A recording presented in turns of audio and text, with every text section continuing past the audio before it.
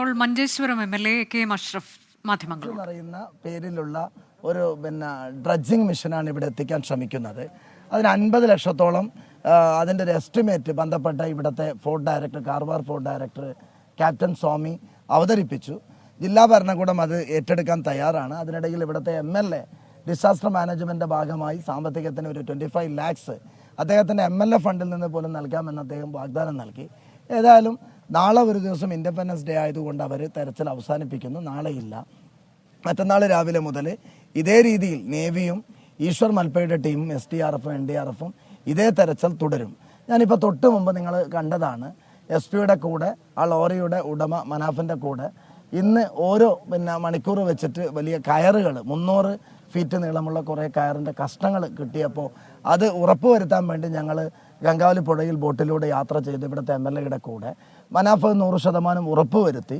ഒരു കാര്യം ഏതായാലും ഉറപ്പാണ്, ഈ ഒരു 100 മീറ്ററിനകത്ത് എന്ന് വെച്ചാൽ അവരിപ്പോൾ ഒരു 20 മീറ്റർ കണ്ടെത്തിയിട്ടുണ്ട്. അതിൻ്റെ അകത്ത് ഇപ്പോഴും നമ്മുടെ ഈ പത്രസമ്മേളനം നടക്കുന്ന സമയത്ത് പോലും ഇവിടെ മുങ്ങൽ അവസാനിച്ചിട്ടില്ല. ഈശ്വർ മൽപ്പയുടെ ടീം ഇപ്പോഴും അവിടെ മുങ്ങി അതിൻ്റെ അവർ തെരച്ചിൽ നടത്തിക്കൊണ്ടിരിക്കുകയാണ്. ഒരു കാര്യം ഏതായാലും എത്ര ദിവസങ്ങളായി ലോക മലയാളികൾ മുഴുവൻ അർജുന് വേണ്ടിയുള്ള പ്രാർത്ഥനയിലാണ്. അർജുനെ കണ്ടെത്തണമെന്നുള്ള ആഗ്രഹത്തോടു കൂടി പ്രത്യേകിച്ച് മീഡിയക്കാരൊക്കെ നിങ്ങളിങ്ങനെ നമ്മളെല്ലാവരും പ്രാർത്ഥനാപൂർവ്വം കാത്തു നിൽക്കുകയാണ്. നമ്മളെ സംബന്ധിച്ചിടത്തോളം ഈ പുഴയിൽ ആ ചെളിമണ്ണിനകത്ത് ആ പാറയുടെ അടിയിൽ ആ മരങ്ങൾക്കടിയിൽ നമ്മുടെ ഭാരത് ബെൻസ് നമ്മുടെ അർജുനുണ്ട് എന്നുള്ള കാര്യത്തിൽ ഒരു തർക്കവുമില്ല. ആ ഡ്രഡ്ജിങ് മെഷീൻ എത്തുന്നതോടുകൂടി അതിനിടയിൽ ചിലപ്പോൾ ഡ്രഡ്ജിങ് മെഷീൻ അവർ 10 ദിവസം സമയം ചോദിച്ചു, പറ്റേലാന്ന് അവർ പറഞ്ഞു. കളക്ടർ 7 ദിവസം ചോദിച്ചു, പറ്റേലാന്ന് പറഞ്ഞു.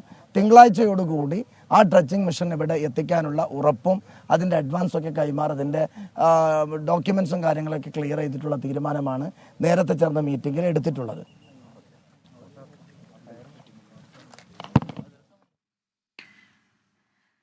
ഇന്നിപ്പോൾ എന്താണ് പരിശോധനയിൽ ലഭിച്ചത് എന്നത് കെ അഷ്റഫ് MLA പറയുന്നു. ഒപ്പം തന്നെ തിങ്കളാഴ്ച ഡ്രഡ്ജർ എത്തിക്കും, അതോടെ അത് പരിശോധന മറ്റൊരു തലത്തിലേക്ക് എത്തുമെന്നാണ് അദ്ദേഹം പറയുന്നത്. കൂടുതൽ സമയം അവർ ആവശ്യപ്പെട്ടിരുന്നു, പക്ഷേ അത് നൽകാൻ കഴിയില്ല എന്ന് പറഞ്ഞത് പ്രകാരം അതിൻ്റെ തുകയും കൈമാറിയിട്ടുണ്ട്. ഈ കാര്യങ്ങളെല്ലാം ഇന്നത്തെ ഉന്നതതല യോഗത്തിൽ വിശദമാക്കിയിട്ടുണ്ട് എന്നും കെ അഷ്റഫ് MLA പറഞ്ഞു.